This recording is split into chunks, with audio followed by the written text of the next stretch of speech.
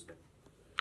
عربی جو ہے نا ہمارے اجمی لوگوں کو نا، وہ چونکہ امام کے پیچھے ہم لوگ تو عادت ہے نا کہ امام جب پہلا سلام پھیرتا ہے نا تو جب وہ رحمت اللہ پہ پہنچتا ہے تو ہم پہلا پھیرتے ہیں، پھر وہ دوسرے کے رحمت اللہ پہ پہنچتا ہے تو ہم دوسرا پھیرتے ہیں. عربی کیا کرتے ہیں کہ وہ انتظار کرتے ہیں کہ امام دونوں طرف پھیرے، السلام علیکم ورحمۃ اللہ، السلام علیکم ورحمۃ اللہ، اور اس کے بعد وہ پھیرتے ہیں. آپ نے دیکھا وہ عرب کے ٹی وی پہ بھی جب آپ کو آواز آ رہی ہوتی ہے اس کی مکبر کی پیچھے سے، تو اور وہ یہ سمجھ رہے ہوتے ہیں کہ ہم صحیح طریقے پہ چل رہے ہیں، دونوں طریقے درست ہیں، کیونکہ آپ ہے تو پیچھے ہی ہے نا.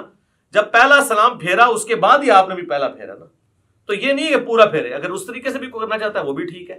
یہ خام خواہ لوگوں پہ فتوے لگانا کہ وہ امام سے آپ آگے نکلے، امام سے کب آگے نکلے؟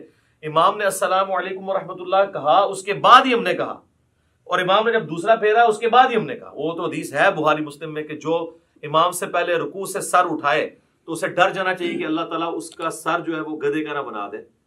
پوسچرز میں آپ نے امام سے پہلے کوئی کام نہیں کرنا.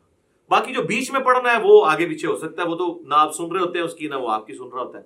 کئی بار ہم تشہد ختم کر کے بیٹھ جاتے ہیں، امام کا تشہد ختم ہی نہیں ہوتا، اس میں آگے پیچھے ہو سکتا ہے. پوسچرز نہیں آپ آگے پیچھے کر سکتے. اور دیکھیں اللہ نے نماز میں کیا برکت رکھی ہے کہ نماز میں مسلمانوں کی یونٹی ہے.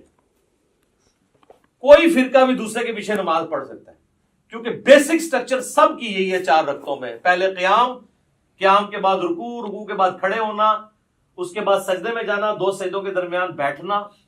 اور ایون سنی شیعہ کی کتابیں تو متفق ہیں، شیعہ بھی جو ہے وہ جلسہ اس طرح آتی ہے، یعنی دوسرے سجدے کے بعد بیٹھ کے اٹھتے ہیں، اور اہل سنت بھی جو کتاب و سنت کے فالوورز ہیں وہ اسی طریقے سے اٹھتے ہیں.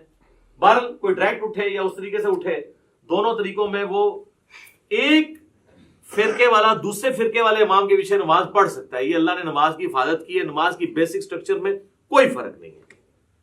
ورنہ تو یہ ہوتا کہ شیعہ کے قیام کا وقت ہے، آپ کے رکوع کا وقت آ جائے، تو پھر کس طرح ایک دوسرے کے پیچھے پڑھ سکے نماز.